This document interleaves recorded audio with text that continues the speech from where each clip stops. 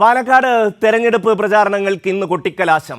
ഏതാണ്ട് ഒരു മാസത്തിലധികം നീണ്ട തെരഞ്ഞെടുപ്പ് പ്രചാരണങ്ങളാണ് ഇന്ന് അവസാനിക്കുന്നത്. ഒരു മാസം കൊണ്ട് ഇന്ത്യൻ രാഷ്ട്രീയവും കേരള രാഷ്ട്രീയവും ഒട്ടാകെ ചർച്ച ചെയ്യുന്ന ഒരിടമായി പാലക്കാട് മാറി എന്നുള്ളതാണ് ഏറ്റവും പ്രധാനപ്പെട്ട കാര്യം.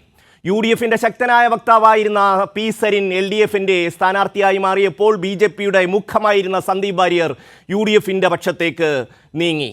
എങ്കിലും രാഷ്ട്രീയ പ്രചരണത്തിന് ഒട്ടും ചൂട് കുറഞ്ഞില്ല എന്നുള്ളതാണ്. കേന്ദ്രത്തിൻ്റെ വൈരാഗ്യപൂർണമായ നീക്കം ഈ തെരഞ്ഞെടുപ്പിൽ വലിയ ചർച്ചയാകുമെന്നാണ് ഇന്നലെ മുഖ്യമന്ത്രി പാലക്കാട്ട് പറഞ്ഞത്. വയനാട്ടിലെ 500ഓളം വരുന്ന മനുഷ്യരുടെ കണ്ണീര് കാണാൻ ഇപ്പോഴും കേന്ദ്ര സർക്കാർ തയ്യാറായിട്ടില്ല. 400-ലധികം പേർ മരിച്ച, 120ഓളം പേരെ കാണാതായ വയനാട്ടിലെ ദുരന്തത്തിന് ₹1 നഷ്ടപരിഹാരം നൽകാൻ കേന്ദ്ര സർക്കാർ തയ്യാറായിട്ടില്ല. ആ വിഷയം പാലക്കാട്ടെ ജനങ്ങൾ ചർച്ച ചെയ്യും, ജനങ്ങൾ തീരുമാനമെടുക്കും എന്നുള്ളത് തന്നെയായിരുന്നു മുഖ്യമന്ത്രി പ്രധാനമായും പറഞ്ഞത്. പാലക്കാട്ടെ പ്രധാന മത്സരാർത്ഥിയായി BJP സ്ഥാനാർത്ഥി എത്തുമ്പോഴാണ് മുഖ്യമന്ത്രിയുടെ പ്രസ്താവന എന്നുള്ളതാണ് ഏറെ ശ്രദ്ധേയം. ശരത് ഓങ്ങല്ലൂർ ചേരുന്നു. ശരത്ത്, ഏതാണ്ട് ഒരു മാസത്തിലധികമായി പാലക്കാട് നിൽക്കുകയാണ്. ആ തെരഞ്ഞെടുപ്പിൻ്റെ മുഴുവൻ ആവേശവും ഉൾക്കൊള്ളാൻ ശരത്തിന് കഴിഞ്ഞിരിക്കുന്നു. ഇന്നിപ്പോൾ കൊട്ടിക്കലാശത്തിലേക്ക് നീങ്ങുമ്പോൾ എങ്ങനെയാണ് LDFിൻ്റെ ഇന്നത്തെ പരിപാടികൾ?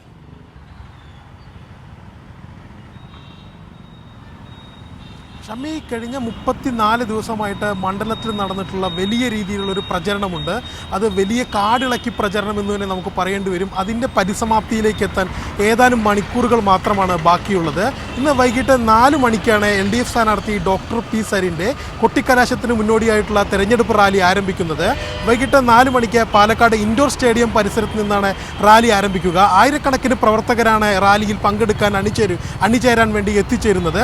LDF സ്വതന്ത്ര സ്ഥാനാർത്ഥി ഡോക്ടർ പി സരിൻ്റെ റാലി ഇൻഡോർ സ്റ്റേഡിയത്തിൽ നിന്ന് ആരംഭിച്ച് സുൽത്താൻപേട്ട വഴി നേരെ സ്റ്റേഡിയം സ്റ്റാൻഡിലായിരിക്കും സമാപിക്കുക. സ്റ്റേഡിയം സ്റ്റാൻഡിലേക്കുള്ള വഴി നീളെ വലിയ രീതിയിലുള്ള പ്രചരണ പരിപാടികളും വലിയ രീതിയിലുള്ള വാദ്യഘോഷങ്ങളുമാണ് ഒരുക്കിയിട്ടുള്ളത്. റാലിയിലേക്ക് കഴിഞ്ഞ ഒരു മാസമായി പാലക്കാട് മണ്ഡലത്തിൽ കണ്ട വലിയ രാഷ്ട്രീയ വിവാദങ്ങളുണ്ട്, വലിയ രാഷ്ട്രീയ പോർമുഖങ്ങളും തുറന്നിട്ടുണ്ടായിരുന്നു.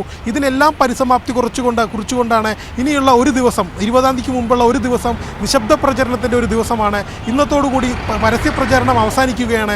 ഈ കഴിഞ്ഞ ഒരു മാസത്തെ മുഴുവൻ ആവേശവും അതിൻ്റെ ഉച്ചകോടിയിലേക്ക് എത്തുന്ന രീതി, അല്ലെങ്കിൽ അതിൻ്റെ ഒരു ഉന്നതങ്ങളിലേക്ക് എത്തുന്ന രീതിയിലായിരിക്കും ഇന്നത്തെ കൊട്ടിക്കലാശം പ്ലാൻ ചെയ്തിരിക്കുന്നത്. ഷമി, ശരത്ത്, നമുക്കറിയാം കഴിഞ്ഞ തെരഞ്ഞെടുപ്പിൽ LDF 3-ാം സ്ഥാനത്തായിരുന്നു. എന്നാൽ ഈ തെരഞ്ഞെടുപ്പിൻ്റെ പ്രചാരണവും സ്ഥാനാർത്ഥിയും എല്ലാം വന്നതിന് ശേഷം ശക്തമായ ത്രികോണ മത്സരമാണ് പാലക്കാട് നടക്കുന്നത് എന്ന് ഏതൊരു LDF വിരുദ്ധനും പറയേണ്ടുന്ന സാഹചര്യത്തിലേക്ക് കാര്യങ്ങൾ കൊണ്ടെത്തിക്കാൻ LDFിന് കഴിഞ്ഞു. വലിയ മുന്നേറ്റമുണ്ടാക്കാൻ LDFിന് കഴിഞ്ഞു. പി സരിൻ അവിടുത്തെ യുവജനങ്ങൾക്കിടയിൽ വലിയ സ്വീകാര്യത നേടിയെടുക്കുന്നത് നമുക്ക് കാണാൻ കഴിഞ്ഞു. വലിയ മുന്നേറ്റമാണ് LDFിന് ആ മണ്ഡലത്തിൽ.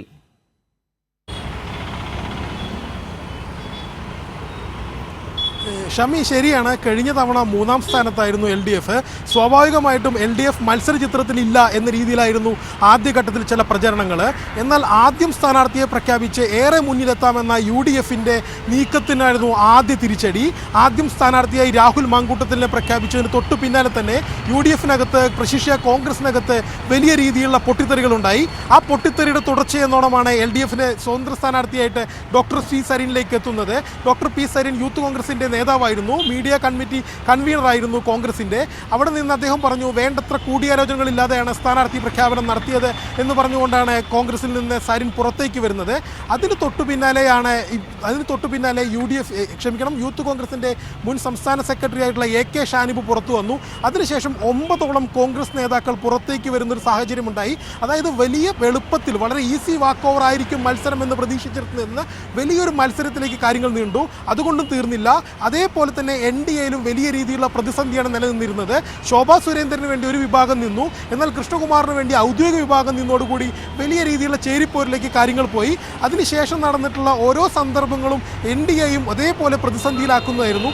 എന്നാൽ ഈ ഘട്ടത്തിൽ LDFിൻ്റെ സ്ഥാനാർത്ഥി ഡോക്ടർ പി സരിൻ സ്ഥാനാർത്ഥി പ്രഖ്യാപനത്തിന് ശേഷം വളരെ കൃത്യമായിട്ട് എണ്ണയിട്ട യന്ത്രം പോലെ സംഘടനാ സംവിധാനവും മുന്നണി സംവിധാനവും ഉപയോഗിച്ചുകൊണ്ട് മുന്നോട്ട് വരുന്നൊരു കാഴ്ചയാണ് കണ്ടത്.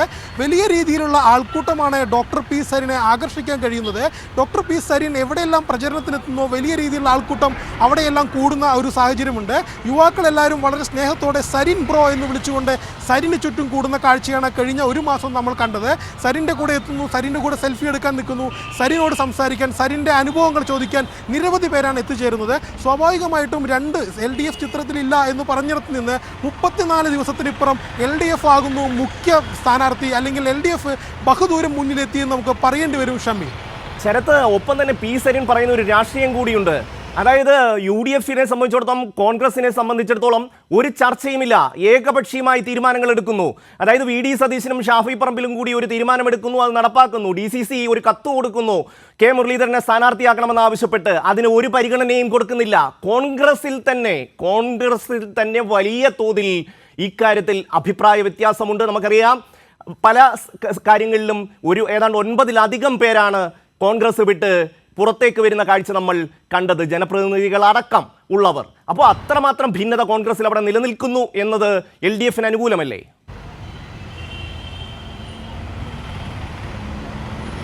തീർച്ചയായിട്ടും ഷമി, അത് തന്നെയാണ് നമ്മൾ മനസ്സിലാക്കുന്നത്. കോൺഗ്രസിനകത്ത് വലിയ രീതിയിലുള്ള ഭിന്നതയുണ്ട്. പ്രധാനമായിട്ടും സംസ്ഥാന കോൺഗ്രസിൽ തന്നെയുള്ളൊരു ഭിന്നത അത് പാലക്കാട് ജില്ലയിലും വ്യാപിച്ചിട്ടുണ്ട് എന്ന് വേണം നമുക്ക് മനസ്സിലാക്കാൻ.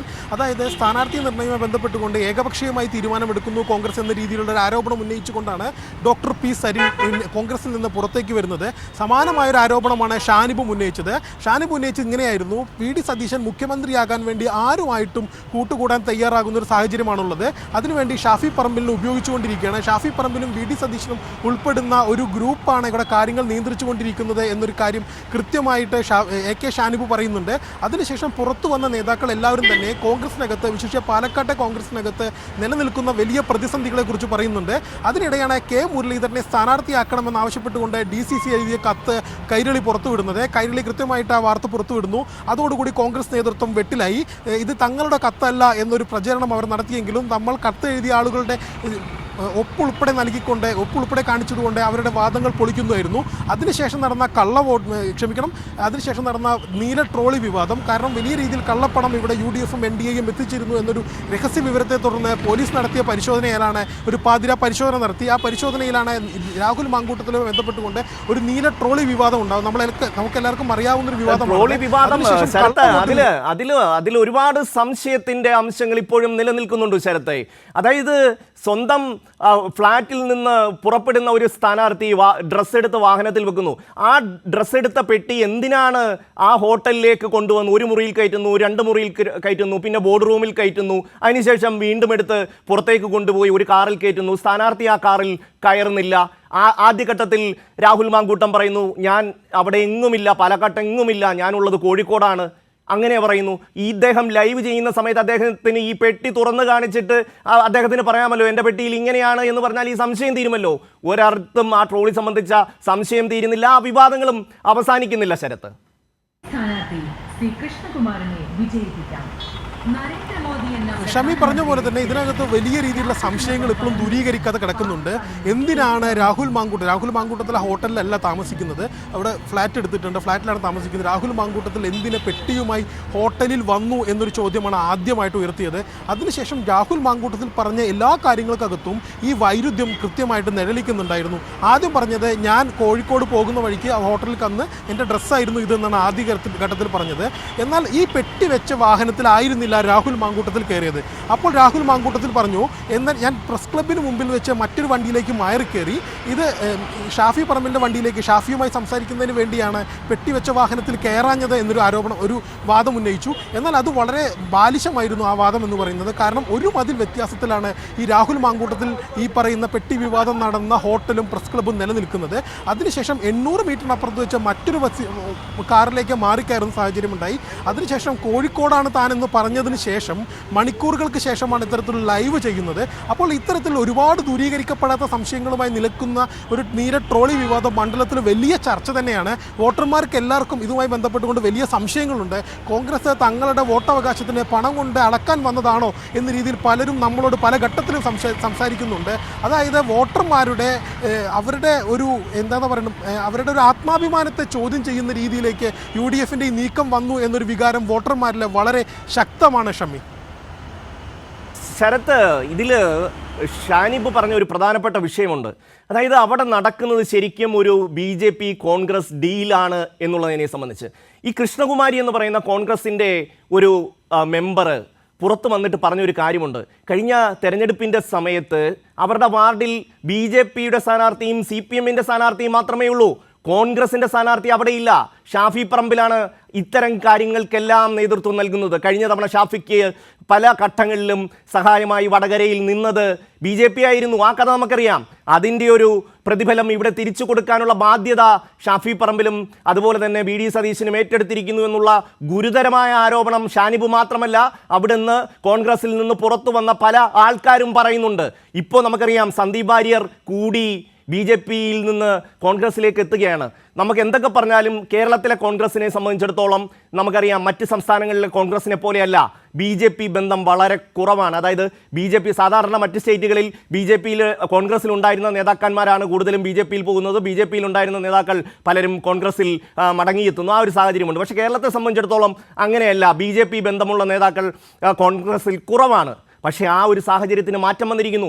അത് ഭാവിയിൽ വലിയ ഗുരുതരമായ രാഷ്ട്രീയ പ്രശ്നങ്ങൾ അല്ലെങ്കിൽ രാഷ്ട്രീയ പ്രത്യാഘാതം ഉണ്ടാക്കും എന്നുകൂടിയില്ലേ ശരത്തെ? തീർച്ചയായിട്ടും ഷമി, അത് കൃത്യമായിട്ട് ഇന്നലെ കെ മുരളീധരനെ കുറിച്ച് അറിയാം. കൃത്യമായിട്ട് RSS വിരുദ്ധ നിലപാട് കൃത്യമായി സ്വീകരിക്കുന്ന ഒരു കോൺഗ്രസ് നേതാവാണ് കെ മുരളീധരൻ സന്ദീപ് വാര്യരുടെ വരവുമായി ബന്ധപ്പെട്ട് നടത്തിയ പരാമർശങ്ങൾ വളരെ പ്രകടമാണ്. അതായത് കെ മുരളീധരനെ പോലെയുള്ള കൃത്യമായിട്ട് മതേതര മനസ്സോട് ജീവിക്കുന്ന കോൺഗ്രസ് പ്രവർത്തകർക്കിടയിൽ സന്ദീപ് വാര്യരെ പോലെയുള്ള ആളുകളുമായിട്ടുണ്ടാക്കുന്ന ഡീലുകൾ അല്ലെങ്കിൽ ഇടപാടുകൾ വലിയ രീതിയിലുള്ള പ്രതിഷേധം ഉണ്ടാക്കുന്നുണ്ട്. കെ മുരളീധരൻ പറഞ്ഞത് സന്ദീപ് വാര്യരെ കോൺഗ്രസിലേക്ക് എത്തി അല്ലെങ്കിൽ കോൺഗ്രസിലേക്ക് വരുന്നു എന്ന കാര്യം അറിഞ്ഞത് താൻ മാധ്യമങ്ങളിലൂടെയാണ്. ഞാൻ അത്ര വലിയ നേതാവൊന്നും അല്ലല്ലോ എന്ന രീതിയിൽ അദ്ദേഹത്തെ തന്നെ ഞാൻ അത്ര വലിയ ആളല്ലല്ലോ എന്ന് പറഞ്ഞ് പരിഹസിക്കുന്ന രീതിയിലാണ് അദ്ദേഹത്തിൻ്റെ വാർത്താ സമ്മേളനത്തിൽ ഉടനീളം പറഞ്ഞിട്ടുണ്ടായിരുന്നത്. അതുപോലെ മറ്റൊരു പ്രധാനപ്പെട്ട കാര്യം എന്ന് പറയുന്നത് സന്ദീപ് വാര്യരുടെ വരവുമായി ബന്ധപ്പെട്ടുകൊണ്ട് ഒരുപാട് ചോദ്യങ്ങൾ അവശേഷിക്കുന്നുണ്ട്. കാരണം ഇന്നലെ AK ഷാനിബ് മാധ്യമങ്ങളെ കണ്ടതിന് ശേഷം പറഞ്ഞത് ഇത്തരത്തിലൊരു കാര്യം തന്നെയായിരുന്നു. ഇത്തരത്തിൽ സന്ദീപ് വാര്യരെ ഇവിടേക്ക് കൊണ്ടുവരാൻ തയ്യാറാകുന്നതിന് മുമ്പ് രാഹുൽ ഗാന്ധിയെയും ഗാന്ധി വധത്തെയും പ്രിയങ്ക ഗാന്ധിയെയും സോണിയാ ഗാന്ധിയെയും അധിക്ഷേപിച്ച ഈ സന്ദീപ് വാര്യർ ഒരു മാപ്പ് പറയാൻ തയ്യാറായിട്ടുണ്ടോ, അല്ലെങ്കിൽ മാപ്പ് പറഞ്ഞാൽ മാത്രമേ തങ്ങളുടെ പാർട്ടിയിലേക്ക് എടുക്കൂ എന്ന് പറയാനുള്ള ഒരു തൻ്റെയിടം പോലും നട്ടെല്ല് പോലും VD സതീശൻ കാണിച്ചില്ല എന്നൊരു ആക്ഷേപമാണ് AK ഷാനിബ് ഇന്നലെ പറഞ്ഞത്. അത് കോൺഗ്രസ് പ്രവർത്തകർക്കിടയിലുള്ള വലിയ വികാരമാണ്. കാരണം കോൺഗ്രസ് പാർട്ടിയെയും കോൺഗ്രസ് പാർട്ടിയുടെ വളരെ ഉന്നതിയിലുള്ള പല നേതാക്കളെയും പല രീതിയിലും അധിക്ഷേപിച്ചിട്ടുള്ള സന്ദീപ് വാര്യര് ഇവിടുത്തെ നമ്മുടെ മതേതര മനസ്സിനെ ഏറെ മുറിവേൽപ്പിക്കുന്ന രീതിയിലുള്ള പല പരാമർശങ്ങൾ നടത്തിയിട്ടുള്ള സന്ദീപ് വാര്യര് ഇത്തരത്തിൽ യാതൊരു രീതിയിലും നിലപാട് മാറ്റാതെ എങ്ങനെയാണ് രായ്ക്ക് രാമായണം കോൺഗ്രസിൻ്റെ വേദിയിലേക്ക് എത്തിയത് എന്ന ചോദ്യം ഇവിടുത്തെ പ്രവർത്തകർക്കിടയിലും കേരളത്തിലെ തന്നെ മുഴുവൻ കോൺഗ്രസ് പ്രവർത്തകർക്കിടയിലും വലിയ രീതിയിൽ ചർച്ചയാവുന്നുണ്ട്. അത് പാലക്കാടും വലിയ രീതിയിൽ ചർച്ചയാവുന്നുണ്ട്. പാലക്കാട്ടെ കോൺഗ്രസിന് വേണ്ടി അനുകൂലിച്ച് ചിന്തിക്കുന്ന അല്ലെങ്കിൽ കോൺഗ്രസിനോട് അനുഭാവം പുലർത്തുന്ന മതേതര വോട്ടർമാർക്കിടയിൽ അത് വലിയ രീതിയിൽ ആശയക്കുഴപ്പം സൃഷ്ടിക്കുന്നുണ്ട്. കൃത്യമായിട്ട് കോൺഗ്രസ് BJP ഡീല് എന്നൊരു ആരോപണം ആദ്യഘട്ടത്തിൽ തന്നെ LDF ഉന്നയിച്ചിരുന്നു. ആ LDF ഉന്നയിച്ച ആരോപണത്തിൻ്റെ തെളിവുകൾ ഓരോന്നായി പുറത്തു വരുന്ന സാഹചര്യമാണ് നിലവിലുള്ളത്. ഷമി, ശരത്ത്, ഈ RSSുമായി വളരെ ചെറുപ്പത്തിലെ തന്നെ ഇടപെട്ട് പ്രവർത്തിച്ചു വന്ന ഒരാളാണ് സന്ദീപ് വാര്യർ എന്ന് നമുക്കറിയാം. പൊതുവേ ഇത്തരം ആൾക്കാർ, അതായത് RSSുമായി വളരെയധികം ഹൃദയബന്ധം സ്ഥാപിക്കുന്ന ആൾക്കാരിൽ കണ്ടുവരുന്ന രണ്ട് ലക്ഷണങ്ങളുണ്ട്. ഒന്ന് ഗാന്ധി വിരോധം, രണ്ട് നെഹ്റു വിരോധം. ഈ രണ്ട് വിരോധങ്ങളും വളരെ കൃത്യമായി സമന്വയിച്ചിട്ടുള്ള ഒരാളാണ് സന്ദീപ് വാര്യർ. അതാണ് ഇന്നലെ കെ മുരളീധരൻ ചൂണ്ടിക്കാട്ടിയത്. അതുകൊണ്ട് തന്നെ സന്ദീപ് വാര്യരെ പോലെ ഒരു RSS ഹിന്ദുത്വ ഐഡിയോളജി ഹൃദയത്തിൽ സൂക്ഷിക്കുന്ന ഒരാൾ കേരളത്തിലെ കോൺഗ്രസിൻ്റെ മുഖ്യധാരയിലേക്ക് വരുമ്പോൾ അതിൻ്റെ നേട്ടമുണ്ടാകാൻ പോകുന്നത് RSSനും ഹിന്ദുത്വ ഐഡിയോളജിക്കുമായിരിക്കും എന്ന കാര്യത്തിൽ പലർക്കും സംശയമുണ്ട്, ആശങ്കയുണ്ട്. ശരത്,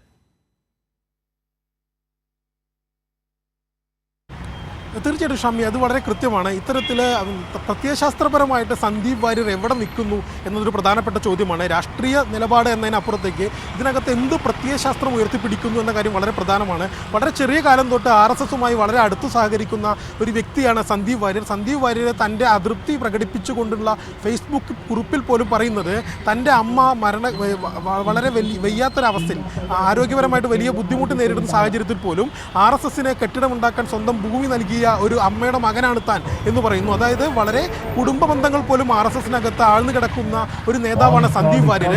ആ സന്ദീപ് വാര്യരെ പോലെ ഒരു വ്യക്തി കോൺഗ്രസിന്റെ വലിയ നേതൃനിരയിലേക്കോ അല്ലെങ്കിൽ വലിയ മുഖമായിട്ട് ഉയർന്നു വരുമ്പോൾ കോൺഗ്രസ് ഇവിടെ ഇനി ഉപയോഗിക്കുന്ന രാഷ്ട്രീയം ഹിന്ദുത്വത്തിൻ്റെതായിരിക്കും എന്നൊരു പറയാതെ പറയുന്ന ഒരു സാഹചര്യമാണ് നിലവിലുള്ളത് ഷമി. അത് സ്വാഭാവികമായിട്ടും ഇവിടുത്തെ മതേതര വോട്ടർമാർക്കിടയിൽ വലിയ ആശയക്കുഴപ്പം സൃഷ്ടിക്കുന്നുണ്ട്. കോൺഗ്രസിനകത്തെ മതേതര വോട്ടർമാർക്കിടയിൽ വലിയ ആശയക്കുഴപ്പം സൃഷ്ടിക്കുന്നുണ്ട്. അതിനോടുള്ള പ്രതിഷേധം, അതിനോടുള്ള പ്രതികരണം തന്നെയായിരിക്കും ഇത്തരത്തിലൊരു വോട്ടായി മാറുക എന്നതാണ് മൊത്തത്തിൽ പ്രതീക്ഷിക്കുന്നത് ഷമി.